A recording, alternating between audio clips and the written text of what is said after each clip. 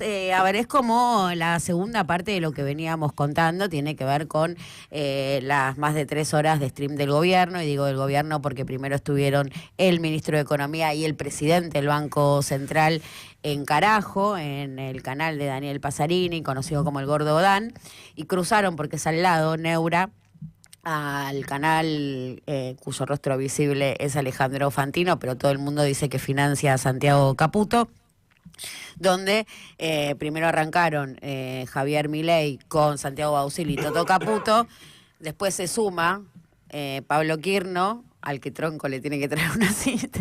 Ya Tronco lo conocemos todos, Tronco forma parte de nuestra vida cotidiana, que es el asistente, ¿no?, de piso de Neura, o el asistente de Fantino, Tronco. No, es porque le tiene pedían programa cosas. Propio. Ah, bueno, eso es lo que sé de Tronco. Ayer conocí a Tronco. Ese, no, o sea, por ahí viste el clip, uno que se hizo encintar toda la cara con una bolsa de nylon. Bueno, por no suerte, lo mires. Suerte no. Tengo muchos informes para leer y cuando puedo abarco algo de la ficción. Es el que había hecho el programa ese de la mascota durante no sé cuánto tiempo, que había ido supuestamente Milei con no sé de lo que tú me hablas. Entonces se suma Pablo Quirno, y cuando estaba por terminar aparece el viceministro de Economía, no saben muy bien dónde ponerlo. Bueno, todo fue desopilante porque Javier Milei era un comentarista, Fantino hablaba básicamente con Toto y Santiago Bausili intervenía. Realmente hay muchos recortes de lo que fueron los dibujitos del presidente. Todo lo pintoresco que pueda tener, digo, esto que es increíble, ¿no? Yo estaba hablando con mi editor sobre lo que estaba pasando y le decía, yo soy empresario y veo esto, cierro todo y me voy. O sea, me dan miedo, me da terror lo que están planteando. Sí, claro, por supuesto. Pero en términos de desorganización o de desorden, digo, en un momento Javier Milei vuelve a repetir que los bancos, que el exceso de liquidez disparó las tasas y que ellos no iban a permitir que se disparen las tasas, y lo que sucedió fue realmente a la inversa. Dijo, el exceso de liquidez tiró las tasas por las nubes. Digo, y eso, a ver, es como si es el ABC de la economía, digo, cuando hay exceso de liquidez las tasas están altas. Esto es la ley del mercado, un exceso de oferta lo que hace es derrumbar el precio del bien, no lo aumenta. Incluso, digo, me quedé dudando porque es la segunda vez que lo dice, y es economista. Y volví y se lo pregunté a 3 inteligencias artificiales, porque debo ser yo, porque el tipo es economista, preside un país, digo, debo estar confundida. En algún lugar las tasas quizá...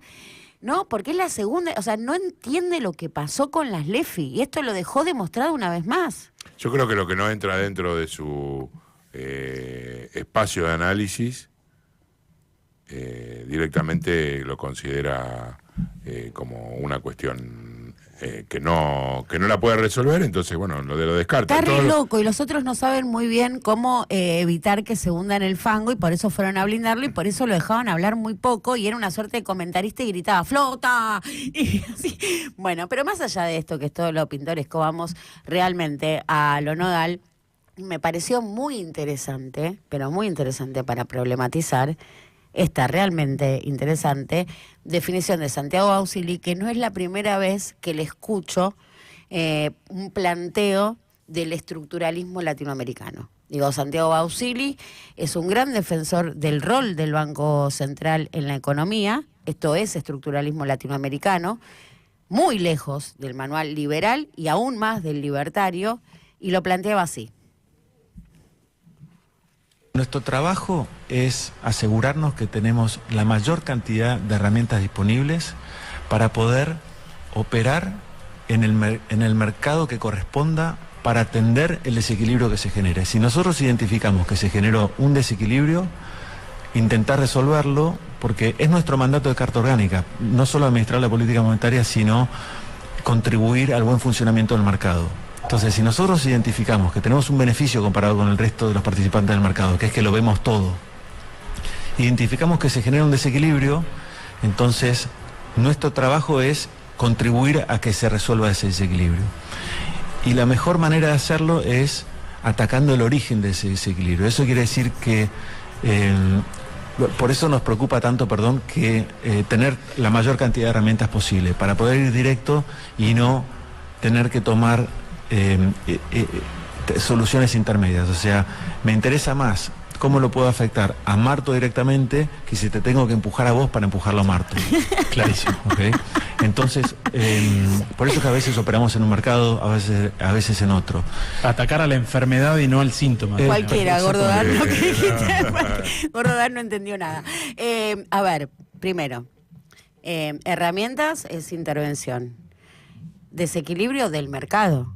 Desequilibrio del mercado. O sea, reconoce desequilibrios en el mercado y esto es así. Ahora no estamos haciendo una traducción de lo que planteaba Auxilio. Es lo que está diciendo. Es lo que está diciendo, todos los mecanismos de intervención disponibles, porque nosotros lo vemos todo.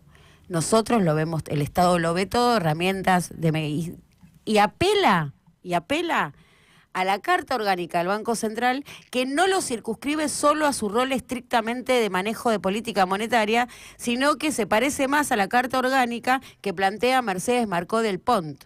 Y este es el planteo de Santiago Bausili, que ya le había escuchado decir en un de estos encuentros de los ejecutivos, y me sorprendí, y estaba al lado de Ariel Cohen, que es el editor de finanzas del Cronista, y le digo, no lo puedo creer. Y me dice, no, yo tampoco.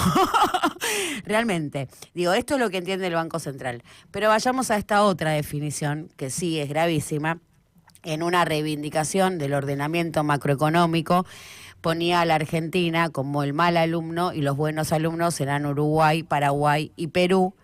Y fíjate lo que dice el mercado laboral de Perú y cómo termina, de todas maneras, reafirmando que ese es un modelo, ejemplo para la Argentina. Perú, como ejemplo sí, claro, de las cosas que tiene Solana, Perú tiene el 70% del mercado laboral en la informalidad. ¿Y entonces? En la informalidad. En la informalidad, En la informalidad, sí. Pero tiene una macroeconomía ordenada. Desde el principio de los 90, el programa de estabilización de Perú, que lo estudiamos un montón porque es una economía bimonetaria, tiene un montón de cosas en común con nosotros. Desde el 94 es el programa de estabilización. Pero tiene unos quilombos políticos. Tuvieron que soltar precios relativos, un montón de cosas. Pero ordenaron las cosas esenciales de la macro y las sostuvieron en el tiempo. Paraguay, Uruguay, ejemplos de países vecinos que no miramos desde esa perspectiva, desde la perspectiva del ejemplo de las políticas económicas. Entonces, bueno, 70% de informalidad no pasa nada, porque en definitiva lo tiene, tiene macro. Garantizada, ¿sabes lo que tiene Perú, Paraguay y Uruguay? Garantizada la distribución profundamente inequitativa de los ingresos, del stock, del flujo, del capital y de los recursos.